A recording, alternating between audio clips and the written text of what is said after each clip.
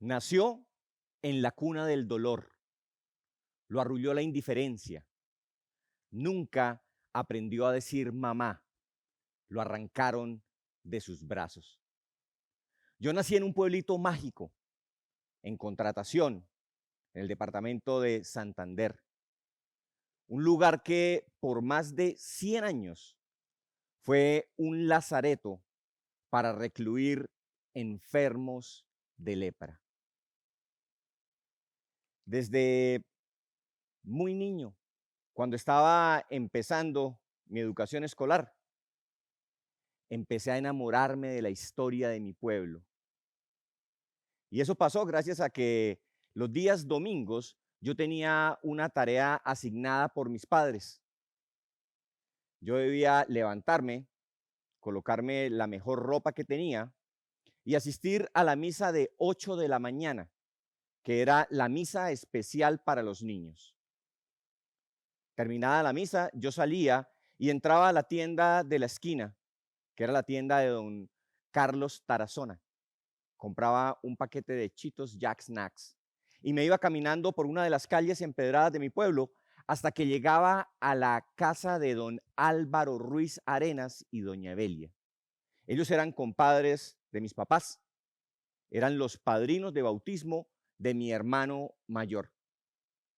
Tocaba en la puerta y don Álvaro aparecía, asomaba su cabeza por la puerta que conducía a la sala de recibo y decía siempre lo mismo: otra vez comiendo esa porquería. Y a mí me encantaba que dijera eso porque yo sabía lo que iba a decir después. Miraba por encima de su hombro y llamaba a su esposa y decía: Evelia, tráigale a este chino comida de verdad. Abría la baranda, que daba seguridad a la puerta, yo pasaba a la sala de recibo. Por esos días, don Álvaro, un enfermo de lepra que había llegado muy joven al pueblo, había sido desterrado de su natal San Gil para ser recluido en el Lazareto de Contratación, estaba escribiendo la segunda edición de la Croniquilla de Contratación, la historia de nuestro pueblo contada desde los ojos de un enfermo de lepra.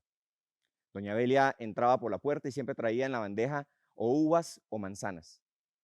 Eso me alegraba el día. De la voz de don Álvaro, yo empecé a escuchar al principio los mitos y leyendas de mi pueblo. Luego don Álvaro empezó a contarme historias mucho más serias. Y así aprendí, por ejemplo, que en los años en los que mi pueblo era un lazareto, estaba rodeado por 8 retenes, custodiados por policía, que impedían que los enfermos pudieran salir del lazareto y que los sanos pudieran entrar libremente por los caminos que conducían a Contratación. Aprendí que cuando un enfermo de lepra era enviado al lazareto, perdía sus derechos civiles. Cuando eran ya mayores de edad y los enviaban al lazareto, al llegar le retiraban su cédula de ciudadanía y les entregaban una nueva cédula, que es parecido a lo que actualmente es un pasaporte, y se conocía como cédula de enfermo. Y ese sería el documento que los identificaría mientras vivieran en el lazareto. No podían votar. Si tenían hijos dentro del lazareto, la ley colombiana establecía que debían realizarles un examen médico, una vaciloscopia. Y si la vaciloscopia era negativa, que era lo que normalmente sucedía, porque la enfermedad es de difícil contagio y no es hereditaria, debían quitarle los hijos a sus padres. Si era un varón, lo enviaban al asilo San Bernardo, en el municipio del Guacamayo. Y si era una niña, la enviaban al asilo María Auxiliadora, en Guadalupe. Me contaba don Álvaro con mucha nostalgia que hasta el amor estuvo prohibido en mi pueblo, porque la ley colombiana decía que un sano no se podía casar con un enfermo. Y supe así que el último matrimonio que se dio a escondidas en medio de esa ley fue el de don Álvaro y doña Evelia. que tuvieron que escapar del lazareto, caminar más de 30 kilómetros por trochas, por desechos, no por caminos, porque en los caminos estaban los retenes y estaba la policía custodiando que nadie transitara libremente por allí. Esta historia de Lazareto se vivió por más de 100 años en mi pueblo. Los primeros enfermos llegaron al Valle de la Contrata por allá por 1834 y solo hasta 1861 el Real Estado de Santander reconoció que había un asentamiento de enfermos en este lugar. En 1961, el 22 de diciembre, el Estado colombiano expidió la ley 148, que finalizó con la existencia de lazaretos en Colombia. Ya no estarían más esos 8 retenes alrededor de contratación. Ya no habría una contrata externa para los sanos y una contrata interna para los enfermos de lepra. Ya no tendrían que los enfermos de lepra comerciar con una moneda propia, diferente a la moneda que circulaba en todo el país y que los enfermos conocían como la coscoja. Ya podrían casarse libremente. La ley 148 acabó con los lazaretos en Colombia,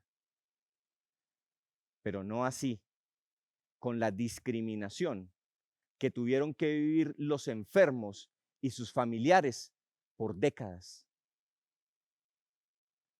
Aunque nací en Contratación, mis documentos dicen que nací en otro lugar, en Socorro, Santander. Mis padres me registraron en otro municipio para librarme del estigma que significaba nacer en Contratación.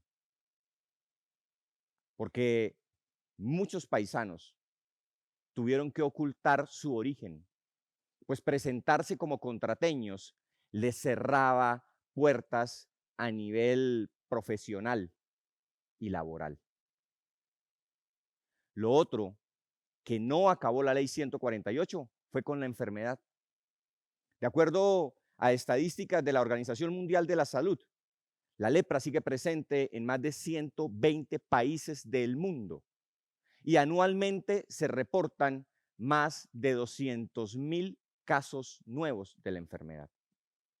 Aunque la enfermedad es curable, si no se detecta a tiempo y se aplica el debido tratamiento, deja secuelas en los enfermos que los marcan por toda su vida. Karen Sánchez es una contrateña que en la defensa de su tesis de doctorado presentó un aplicativo web que hace uso de inteligencia artificial para valorar las úlceras de enfermos de lepra. Lo único que necesitan es un teléfono celular, tomar una foto y hacer uso de una regla que se les entrega a los enfermos o a los familiares o al personal médico que usan el aplicativo para colocar la cámara a la distancia debida de la herida. El algoritmo entrega un diagnóstico de la herida y va mostrando el avance en términos de tejido muerto, tejido vivo, perímetro de la herida, y de esta forma se establece fácilmente si la herida ha evolucionado o involucionado. Este aplicativo se convierte en una herramienta muy valiosa para los enfermos, sus familiares, el personal médico, personal de enfermería. Las pruebas del aplicativo se hicieron en el Hospital Sanatorio de Contratación y no es aplicable solo a heridas que tienen los enfermos de lepra. Puede ser utilizado en cualquier tipo de úlceras, como las que tienen los enfermos de diabetes, por ejemplo, o las causadas por cualquier otro tipo de enfermedad. Pero no es Karen la única contrateña que ha estado trabajando en el desarrollo a base de inteligencia artificial. César Vargas es un doctor que lidera un equipo científico que está desarrollando un aplicativo que con inteligencia artificial e imágenes satelitales establece las propiedades de los suelos en la hoya del río Suárez, optimizando su uso para el cultivo de caña, que es el primer renglón de economía en esta región del país. Esto va a hacer que los campesinos no tengan que tomar una muestra física del terreno, enviarla a un laboratorio en una ciudad donde tomará unos días hacer el diagnóstico y luego esperar a que les llegue el resultado del análisis. Con un aplicativo desde su teléfono, en tiempo real, van a saber la condición de sus suelos. En mi caso, como ingeniero de petróleos, he dirigido un par de proyectos que hacen uso de la inteligencia artificial para facilitar el proceso de perforación de pozos petroleros. El primer aplicativo en el que trabajamos alimentó un algoritmo que nos ayuda a tomar decisiones a la hora de decidir cuál es la mejor broca para determinar la mejor perforación en una formación. Y en el proyecto más reciente, desarrollamos un aplicativo web capaz de predecir la litología a medida que vamos perforando un pozo.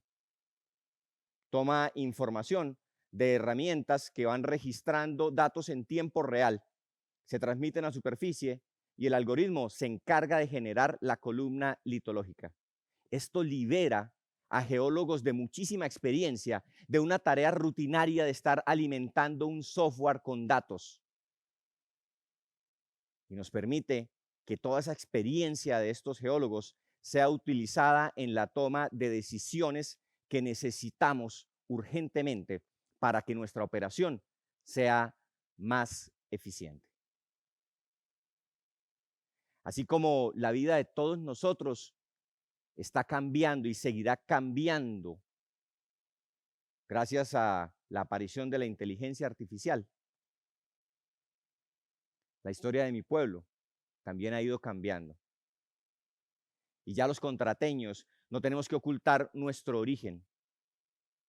Y van a encontrar ustedes en cada rincón del mundo médicos, doctores, abogados, ingenieros, físicos, matemáticos, científicos, como Karen, orgullosos de su origen contrateño. Muchas gracias.